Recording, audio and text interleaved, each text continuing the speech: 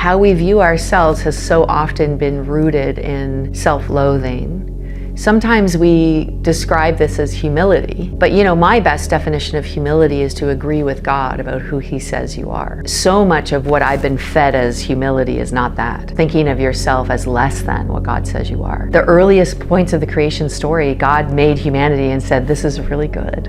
And somehow we've lost that that's God's original design, that underneath all of the brokenness and badness and underneath all of that thing is actually this core of goodness. Jesus is such an incredible person because He saw that core.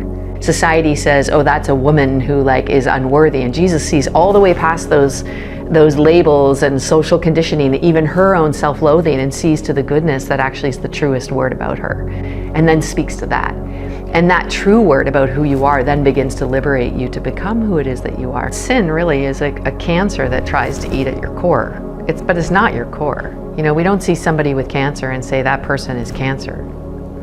We understand very clearly that that person isn't cancer, but that cancer is something that is actually trying to kill that person. This is the gospel, is that Jesus is like, let me help you fight this thing that's trying to attack your body, your mind, your soul, right? He's with us in the fight against the things that are destroying our lives and our souls and our society. We think that we're the cancer and that God is disappointed that we're not good enough.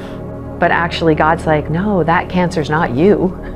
But it's real. It's not, because the other option is that we deny that sin is real, which, you only have to live for 5 minutes to know that sin's real. Something's trying to destroy our relationships and our minds and our souls and our bodies. That's not hard to figure out. But what do we do? And then that's where God's like, oh, I can help. Right? I can help.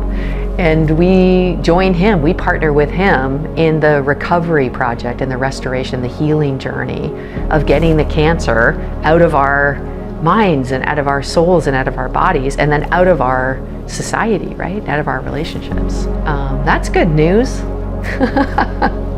That there's a remedy, that there's someone who can help us, that there's, if your good news is convincing people that they're horrible before they know that they're, that's not good.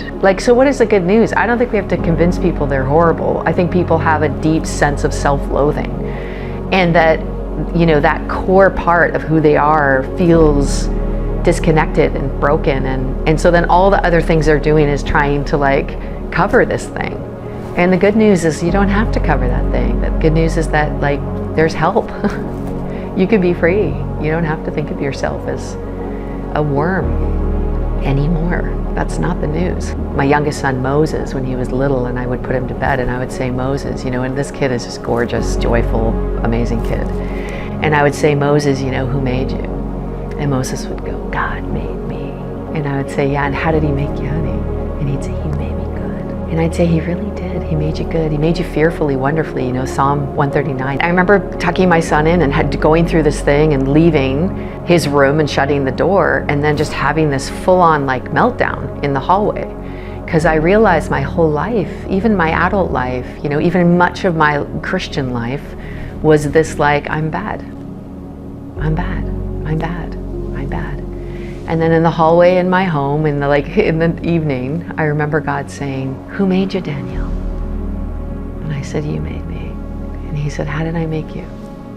And I'd say, you made me good. You made me good. Thank you so much for watching. We hope this video has blessed you. Our crowdfunding studio relies on the generosity of our viewers. So if you'd like to help us capture more conversations like the one you've just seen, you can find all of the information on how to give in our bio.